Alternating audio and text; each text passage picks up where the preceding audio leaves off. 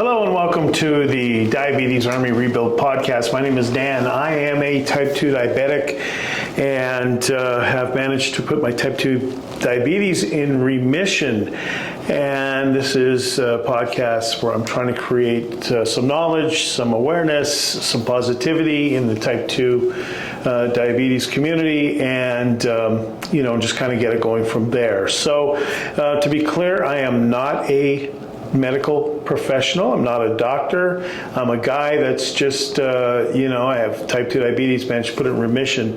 I was on over 7,000 units of insulin a month, and I'm now insulin free. I gained 150 pounds on insulin and have since lost 140 of that. So still on a health quest and still moving forward with it. I highly recommend you talk to your medical professional.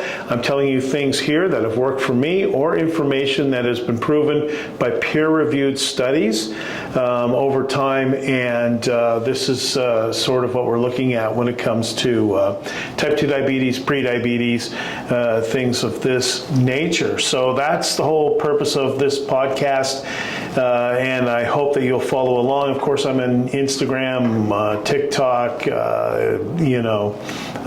Spotify, which is the home of the podcast. So let's see if we can get something happening. Today, we're going to talk about something that I found really interesting when I started doing research, and that is the effect of vitamin D and type 2 diabetes. So I found a study. Actually, this is 3 studies were done, and I think it was 3. And I'm pulling the data from PubMed, Embase, and clinicaltrials.gov. So these are peer-reviewed studies.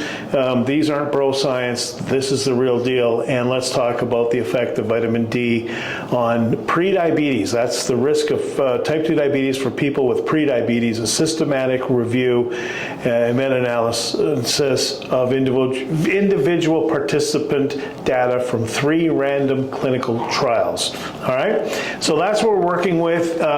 Number one, before we get started, let's just talk about the obvious. Great place to get vitamin D, because at the end of this podcast, we're going to talk about some ways you can get vitamin D short of vitamin supplements, right?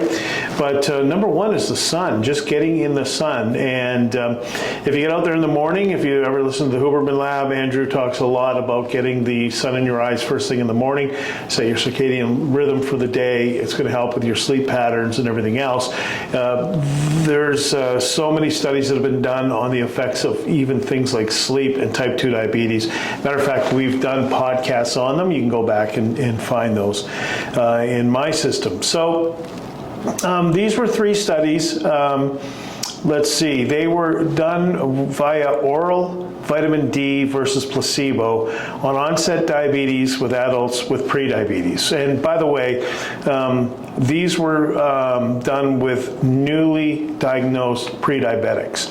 So to be clear from the start. Now, they did them with placebo. So in other words, they would give people, I guess, a vitamin D in the pill form or orally, and then they would give people the same thing, but they had nothing in them. So that's what placebo effect is, to see if their head will kind of get the same results as you go along. And it's a great way to test, results against each other. So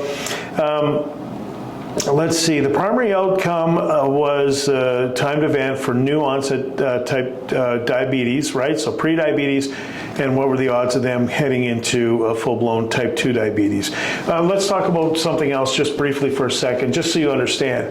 So 5.5 on your A1C level, 5.5 or below 5.5, you're considered normal. Basically 5.5 to 6.5 or just under 6.5, you're looking at pre-diabetes, and then above 6.5, 6.5 and up, you'd be classified as a type 2 diabetic, just so you understand what we're working with here. And I'm talking about A1Cs there.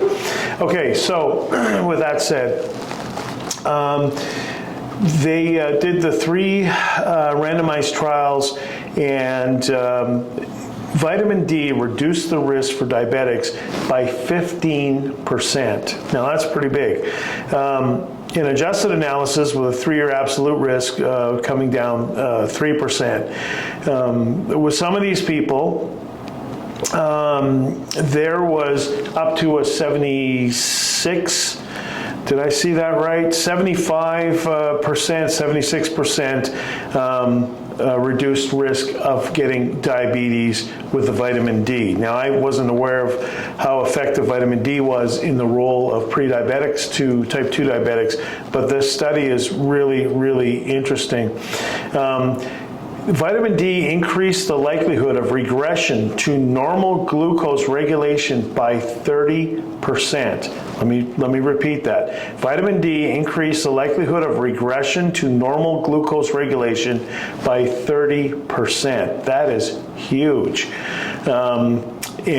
So the studies with people with prediabetes does not apply to the general population. So in other words, you had to have prediabetes for you to be included in this study. If you already had prediabetes, this is going to be the effect on getting type 2 diabetes. So in general, in conclusion, adults with prediabetes, vitamin D was effective in decreasing the risk for type 2 diabetes. So now that's really, really big. The fact of the matter is, anything that we can do, when you go from that pre-diabetes stage to type 2 diabetes, I know in my case, I got onto insulin, and as I needed more and more insulin, you kind of get on this hamster wheel that just spins around and around. And again, my insulin just kept going up, but I needed to reduce my blood sugar levels. And finally, I was up at 7,000 units, gained 150 pounds, well over 400 pounds, and it was time for me to take control and to do something to bring down my blood sugar. And I had to do that by just attacking, first of all, nutrition. Well, first mindset, and then getting into nutrition, exercise, and sleep and rest, my 4 pillars, of course. So where can you get not type 2 diabetes, but where can you get vitamin D from? What are some other sources besides what we get from a supplement? By the way, how I came up with this, I take AG1 in the morning and I take a multivitamin supplement pack in the afternoon. I do this because I'm working out a lot. I'm in a gym 5-6 days a week. I'm lifting a lot of weights right now. And so I'm eating a lot of protein. My diet right now is very protein heavy. So I need the additional vitamins. So I just want to make sure I'm covered with the additional vitamins.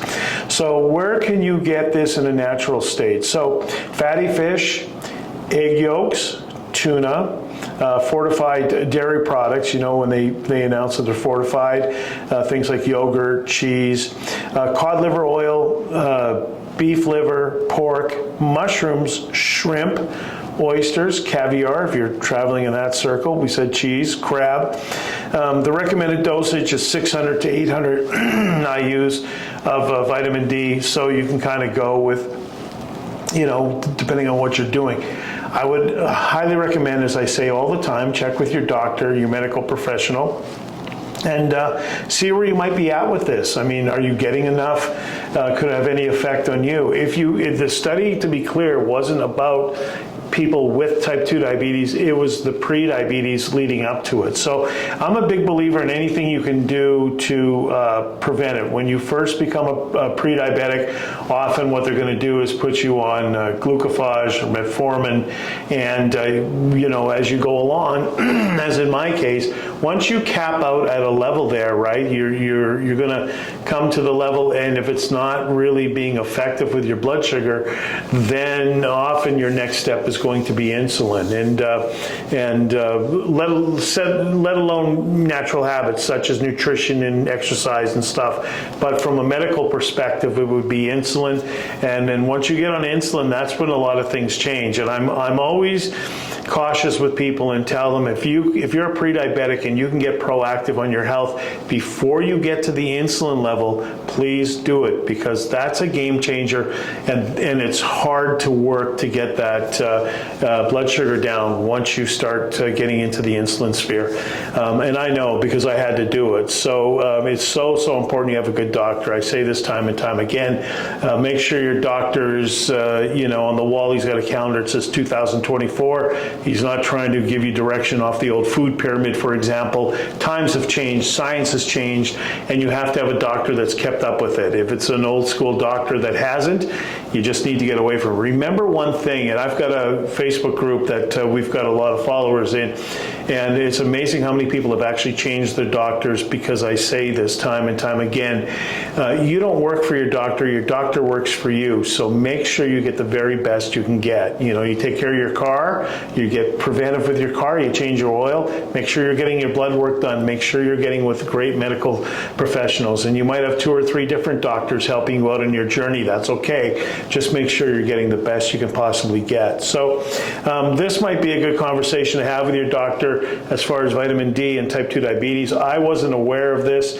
Once I started digging into the peer-reviewed studies and seeing, really what the situation is, that's when it got interesting for me. So that's where we're at. I thank you for listening. Please share this if you know somebody who might need the help with this, with type 2 diabetes. And also, if you can create some awareness on your own, that would be fantastic. If we don't bang the drum for this stuff, nobody else is going to. So highly, highly recommend. Thank you again. Follow me on Instagram, follow me on TikTok, follow Spotify, the podcast, whatever the case may be. I thank you for watching, and I will talk to you soon.